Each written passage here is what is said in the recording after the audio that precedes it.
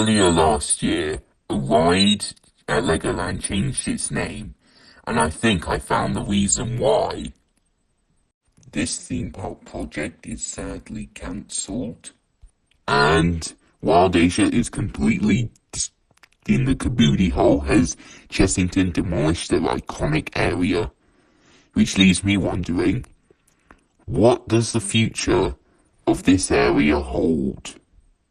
Alright, and that's pretty mental because all that and more has happened.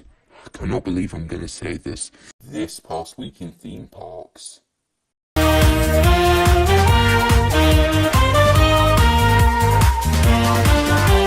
Yeah. Oh, unfortunately, Wild Asia has been destroyed. That's it. It's gone. I really do miss this area. It had all my favourite writing, and I never got to do Cobra, unfortunately, which I still regret every single day. But what IP, or at least pop theme, could replace it? Well, I think the Amazing Digital Circus. Now, hear me out on this. The IP is very popular and fits Chessington's demographic a lot. If it were to be themed to something else, like Rumored Minecraft, I'd probably crash out.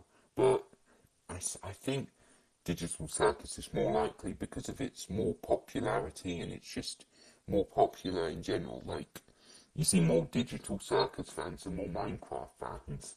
And I feel like Chessington could really have an option here. They could market it properly as well, like world's first area, essentially. And it will really give them a tourist boost, I'm not going to lie. Chessington, if you're hearing this, please put in a Digital Circus area where Wild Asia is. Please, please, please. Anyways, on to the next story. Girl, what the fuck? Six Flags over Texas. If you don't know, they are building a B&M Giga Dive Coaster for 2026. Yeah, you heard me, a Giga Dive Coaster. God knows what the rattle on that one's going to be like. But there has been some teasers put up around the site of it saying new adventures of flavour coming 2026. Does that mean we're getting a dive coaster themed to food? If so, that is kind of awesome. At Six Flags Discovery Kingdom, we have Flash Vertical Velocity. No? Not the new one, there's too many Flash roller coasters now. This one right here, an Intamin Impulse Coaster, and I wasn't aware it had been closed for a couple of years now.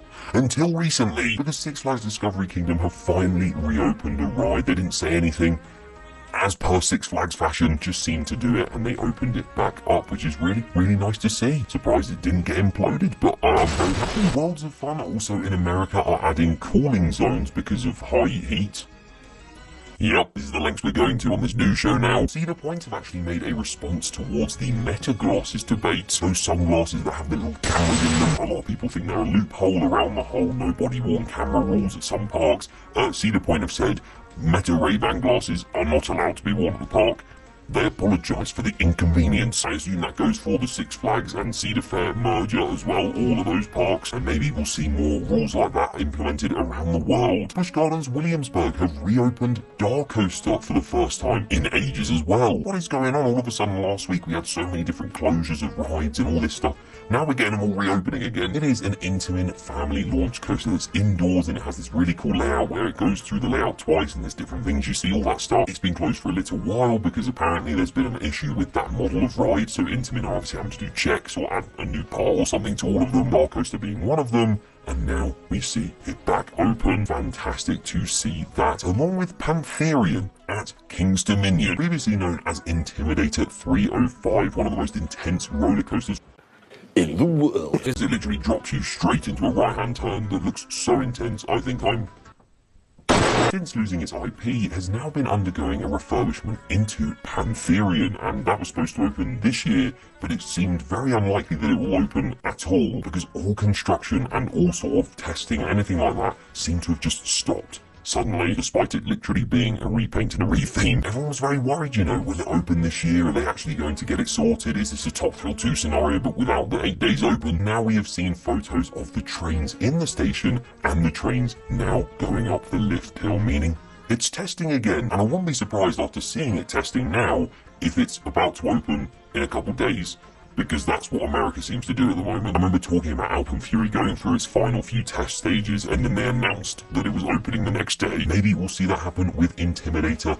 No, Pantherian. I travel back in time there. Six Flags Great America had that huge announcement they were going to make on the 31st of July. Oh, what could it be? Now, I predicted it was going to be the biggest thing ever, and they weren't getting a new coaster. It was just going to be a season pass, and it looks like I was correct. Thank you, Six Flags, for hyping up absolutely no one. Universal's Horror Unleashed over in Las Vegas has been undergoing previews recently, that being Universal's purpose-built Halloween event. All year round, people have gone inside. There's a weird floating man across the front room. Ooh. It literally opens in like 2 weeks, so again, go and check it out if you're near Las Vegas. A huge theme park that was supposed to be being built in Oklahoma in the US as well, called the American Heartland Theme Park, has officially been cancelled. As you can see from this concept art, it was going to be a huge new theme park with loads of rides, attractions, even like themed areas, a like 4-star hotel by the looks of it. Don't ask me how I can see what star a hotel is and be this huge place for everyone to go to.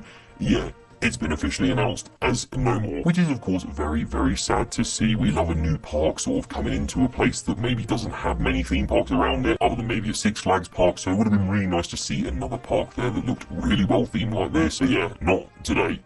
It reminds me of the London Resort, but I don't think this one was cancelled due to jumping spiders. But guess what else has been cancelled, or not really cancelled, but sort of stopped from running? One of the fastest accelerating roller coasters in the world, Max Force, a modern SNS air launch coaster, meaning any SNS air launch coaster has a crazy fast acceleration launch, and this one did at 0 to 78 miles an hour in 1.8 seconds. It's still not having the world's fastest acceleration record over stealth though. We're keeping that one, but it seemed to be running completely fine until recently. It's been closed for ages, and they seem to have stripped out loads of the mechanics on the launch straight, including all of the brake fins. So yeah, hopefully this is all just a maintenance project and they're going to get it up and running for ages. But with SNS's history and some of their coasters, especially SNS Air Launch as well, who knows if it will survive. I'd sure hope it does, unlike the one at the Nürburgring. Let's quickly head over to Europe now, because there has actually been some interesting stories over there. Hang on, should we travel? Oh, see, I've mastered the art of teleportation now. Well, first of all, we have Set Automatics over at Park Asterix, which is a brand new spinning coaster, hopefully opening this year. It has been reported now that the whole of the area and track and everything like that is completely finished, so we're literally waiting on an announcement for its opening day. Pretty sure it was supposed to open about 2 months ago, but we're still waiting. We'll see what happens, because we have had something open over at Efteling. The Grand Hotel has finally opened, and it looks absolutely incredible. Even though I just came back from Efteling, I'm already looking at staying at the Grand Hotel and booking a stay there again. But the whole place looks amazing, and how they opened it was also pretty cool, because they put this massive ribbon bow around it, and obviously they were going to cut it with like a lever and it would pull apart, and then the hotel would open. Turns out that bow was really cool, because it has actually broken the world record for the largest ribbon bow ever. Right, Efteling do it different, you know. But yeah, it opened up and then everyone went through. That is now like a new entrance into the park as well, and it just looks amazing. I cannot wait to check it out properly for myself when I visit soon. And something else that I would consider even more amazing than that, purely because I've been waiting for this moment for my entire life. The management of Wallaby Belgium have confirmed that the area around Loop Guru, their very old wooden roller coaster that is also extremely rough, will be next to be revamped, and a theme inspired by the New Orleans will be introduced, and it will be happening around 2028 or 2030. There were rumours about it getting the Untamed treatment, aka being RMC'd, and I really do hope that's the case, because the layout does have a lot of potential. It's just not utilised very well, or it is utilised very well. It's just not exactly the smoothest experience, hence why I am very excited about that. They could even Titan track it, like they did for Stampeder at Portaventura, and retrack it over time. That could happen. We'll wait and see. But tell you what, I know some of you have been waiting to see the news from the UK, and I'm going to teleport here right now.